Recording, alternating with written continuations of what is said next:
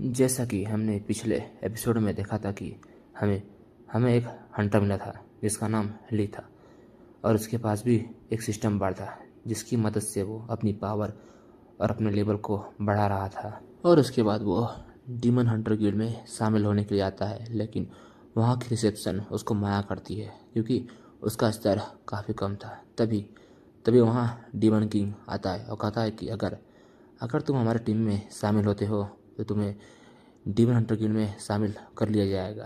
अरे सुनने के बाद वो हंटर ली वो मना करता है। तभी तभी उसे सिस्टम के द्वारा एक मिशन मिलता है। अगर अगर आपने डीमन हंटर गिल्ड में अभी अभी शामिल हो गए तो आपकी बॉडी स्ट्रेंथ 10 टाइम इंक्रीज हो जाएगी। और दूसरी तरफ हम देखते हैं कि कोई जो डीमन हंटर गिल्ड के लिए काफ़ी तेज़ी से आने के लिए निकल जाता है और हम देखते हैं कि ये कोई और नहीं ली होता है, लेकिन ये भविष्य से आया हुआ होता है। और वो कहता है कि मुझे मुझे आज के ली को उस मिशन को स्वीकार करने से रोकना होगा और उस व्यक्ति से भी मिलने से रोकना होगा। वो कोई और नहीं डीमन किंग है। अब दोस्तों उसके आगे और उसके बाद हम ली को देखते हैं जो डीमन हंटर गिल्ड में अपना नाम लिखवा चुका होता है और रिसेप्शन कहते हैं कि धन्यवाद डीमन हंटर गिल्ड में शामिल होने के लिए। आपकी जानकारी को हमने दर्ज कर लिया है। उम्र 20 साल, नाम ली और किंग फैंग के टीम में और रैंक डी क्लास। बधाई हो, आज से आप डीमन हंटर गिल्ड के एक सदस्य बन गए हैं। और उसके बाद ली वो काफ़ी खुश होता है, सोचता है कि सचमुच ये तो मेरे लिए काफ़ी अच्छा हुआ न कि मैं डीमन हंटर गिल्ड में शामिल हो गया और मेरी अब ताकत भी 10 टाइम इंक्रीज हो गई है। जब से मैं इस सिस्टम की बात मानने लगा हूँ तब से काफ़ी तेज़ी से मेरी ग्रोथ हो रही है।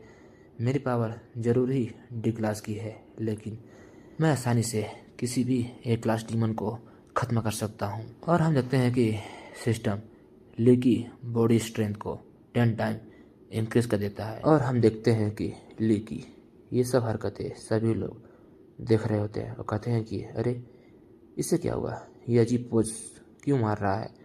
और उसके बाद जिया कहती है कि तुम्हें नहीं पता इसकी उम्र अभी भी 20 साल है, अभी तो ये बच्चा है, शायद इसीलिए ये काफ़ी खुश होगा हमारे टीम में आके, इसीलिए ये सब हरकतें कर रहा है। और उसके बाद डीमन किंग ली से कहता है कि ली अभी मुझे अपने गुप्त सूत्रों से पता चला है सेकंड ट्रेजर के बारे में, तो तुम तैयार हो जाओ हमारे साथ चलने के लिए।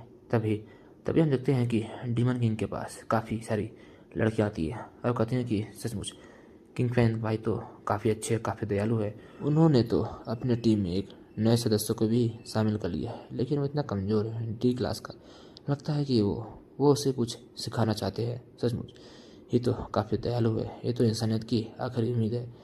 और सब देखने के बाद डीमन किंग अंदर ही अंदर काफ़ी ऑकवर्ड महसूस कर रहा होता है और सोचता है कि अरे अरे नहीं, मैं तो ये सेकंड ट्रेजर के बारे में अभी भी कहानी बनाई है। मैं तो सिर्फ ली को एक सुनसान जगह लेके जाना चाहता हूँ ताकि ताकि मैं उसको एक शांतिपूर्वक ख़त्म कर सकूँ। और डीमन किंग देखता है कि वो लड़कियाँ तो उसका पीछा छोड़ ही नहीं रही है और उसकी तारीफ पे तारीफ किए जा रही है। और सब देखने के बाद डीमन किंग कहता है कि अरे आप लोग अगर आप हमें छोड़ दे तो अब हम जा सकते हैं और उस सेकंड ट्रेजर को प्राप्त कर पाए और इंसानियत को बचा पाएंगे। और वो मन में सोचता है कि अरे अरे नहीं, मैंने ये चेहरा इसीलिए लिया था ताकि मैं इंसानियत में घुल सकूं और उनके बारे में जान सकूं, ताकि ताकि मैं उनको काफ़ी आसानी से ख़त्म कर दूं। लेकिन लेकिन ये चेहरा सचमुच मेरे लिए काफ़ी मुसीबत बन गया है अब तो। और उसके बाद सीन शिफ्ट होता है और हम एक जगह का सीन देखते हैं और हम देखते हैं कि डीमन किंग और उसके सभी साथी वहाँ रात गुजार रहे होते हैं। और डीमन किंग कहता है कि हमने हमने काफ़ी लंबे समय तक सफ़र किया है, इसीलिए आज रात हमें यहीं आराम करना होगा। और उसके बाद डीमन किंग वो लोग को बताता है कि ये जगह पहले एक कस्बा हुआ करता था, लेकिन डीमन के हमले की वजह से ये जगह पूरी तरीके से वीरान हो गई है, लेकिन ये जगह अभी भी काफ़ी खतरनाक है। तो मैं तुमसे आशा करता हूँ कि रात को यहाँ मत घूमना, नहीं तो तुम्हारा सामना किसी न किसी डीमन से हो जाएगा, समझ गए? इसीलिए मैं चाहता हूँ कि तुम लोग आराम से यहाँ शांति से रहो और हम अगले दिन यहाँ से निकल जाएंगे अपने सफ़र पे। और सभी लड़के एक कमरे में सोएंगे और सभी लड़कियाँ दूसरे कमरे में, और हम बारी बारी पहरा देंगे ताकि कोई भी घटना न घटे। ये मेरा आदेश है। और हम देखते हैं कि ये सब ली भी सुन रहा होता है। तभी तभी उसे सिस्टम से कोई नोटिस आता है और सोचता है कि अरे अभी तो रात के 12 बजे हैं और इतना जल्दी नया मिशन। और उसके बाद ली सिस्टम को चेक करता है और उसमें लिखा हुआ होता है कि यहाँ से 3 किलोमीटर उत्तर की दिशा में एक लाश डंजन है जिसमें एक लाश कठपुतली है। उसको आपको ख़त्म करना होगा। अगर आपने उसे ख़त्म कर दिया तो आपको एक लाश मेडिसिन मिलेगा, और अगर आपने ये मिशन अस्वीकार किया तो ये मिशन दोबारा कभी नहीं आएगा और एक लाश का मेडिसिन भी वो कभी नहीं मिलेगा। और इस मिशन को देखने के बाद ली कहता है कि एक लाश का डंजन, ये तो काफ़ी खतरनाक होगा। लेकिन रुको, एक लाश का मेडिसिन भी तो है। आज से 6 महीने पहले मेरे पास खाने के भी पैसे नहीं थे, लेकिन आज मैं एक लाश मेडिसिन को प्राप्त करने वाला हूँ। और उसके बाद ली कहता है कि मैं कुछ देर के लिए बाहर जाना चाहता हूँ। और वो मानो सोचता है कि आज सिस्टम ने जो मुझे मिशन दिया है वो सचमुच काफ़ी खतरनाक है, लेकिन सिस्टम ने अभी तक मुझे काफ़ी स्ट्रॉन्ग बना दिया है, तो मुझे इस पर पूरा यकीन है कि उसने मेरे लिए कुछ न कुछ ज़रूर सोचा होगा। और मुझे ऐसा लगता है कि चुना हुआ वो हीरो वो मैं ही हूँ। और उसके बाद ली वहाँ से जाने लगता है।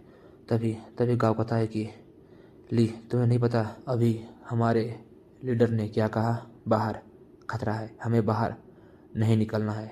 क्या तुम उनके आदेश को नहीं मानोगे?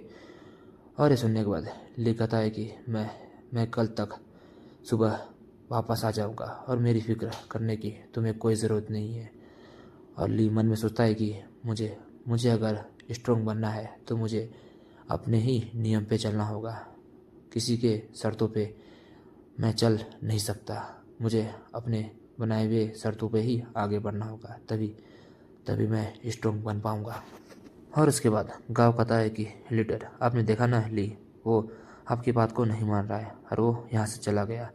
अरे सुनने के बाद जिया कहती है ना, अरे तुम फिक्र क्यों कर रहे हो? वैसे भी किंग फैन ने उसमें कुछ देखा है और उसके हुनर को वो निखारना चाहते हैं। और उसके बाद लियान कहता है कि मास्टर, आपने कहा था यहाँ आसपास काफ़ी खतरनाक डंजन और काफ़ी खतरनाक डीमन है, अगर लिली को कुछ हो गया तो? और ये सुनने के बाद डीमन किंग कहता है कि कोई बात नहीं, शायद उसे कुछ पर्सनल काम होगा। वैसे भी उसने कहा है ना वो सुबह तक लौट आएगा, मुझे उस पर यकीन है। हमें अब आराम करना चाहिए क्योंकि कल सुबह निकलना भी है ना।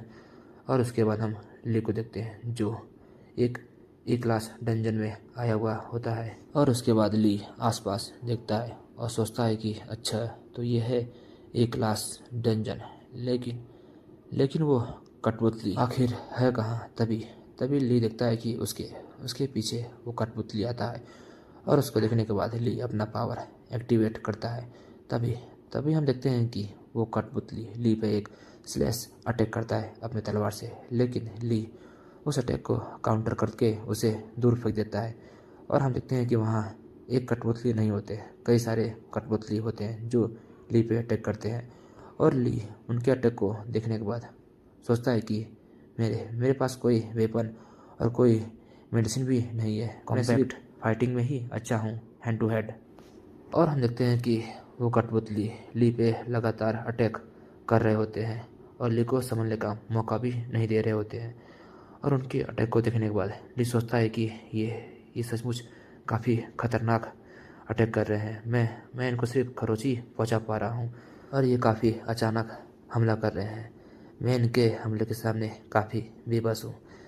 मैं इनके अटैक को सिर्फ डॉच ही कर पा रहा हूँ और मैं पूरे तरीके से इनसे घिरा हुआ हूँ और मैं कहीं भाग भी नहीं सकता। सचमुच क्या मैंने ये मिशन लेके कोई गलती तो नहीं किया? क्या सिस्टम ने ये मिशन देने से पहले ये नहीं सोचा कि ये कितना खतरनाक हो सकता है? अब मैं क्या करूं?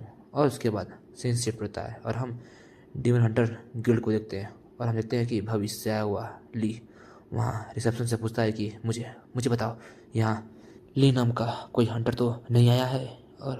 और ये सुनने के बाद वो रिसेप्शन लड़की बोलती है कि मुझे मुझे माफ़ कीजिए, हम डीमन हंटर गिल्ड की पर्सनल जानकारी किसी को भी ऐसे नहीं दे सकते।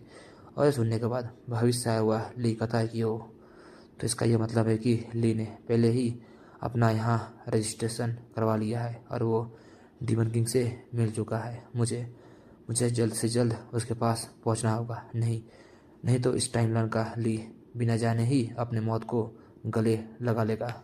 और उसके बाद सीन शिफ्ट होता है और हम शहर के बाहर का सीन देखते हैं और हम देखते हैं कि डीमन किंग कोई कठपुतली का रिचुअल परफॉर्म कर रहा होता है और कहता है कि मुझे मुझे माफ़ करना ली, मैं तुम्हें मारना नहीं चाहता, लेकिन लेकिन मुझे कुछ ऐसा पता है जिसकी वजह से तुम्हें तुम्हें मारना होगा और ये तरीका काफ़ी आसान और काफ़ी सेफ है और इस तरह किसी को पता भी नहीं चलेगा कि तुम कैसे मारे गए। और वैसे भी मैंने सिस्टम को काबू करके तुम्हें ये मिशन दिया है ताकि आज रात में तुम्हारा काम तमाम मार पाऊँ। और दोस्तों, हमें ये पता नहीं चलता कि आखिर डीमन किंग को सिस्टम के बारे में कैसे पता चला और उसने उसको अपने काबू में कैसे किया। शायद हमें इसके बारे में आगे पता चल जाएगा। और उसके बाद डीमन किंग मुस्कुराते हुए कहता है कि ली, आज आज रात तुम्हारी आखिरी रात है, आज तुम्हें ख़त्म होना ही होगा। और दोस्तों, इसी के साथ ये एपिसोड ये ख़त्म होता है। मिलते हैं दोस्तों नेक्स्ट एपिसोड में। बाय दोस्तों।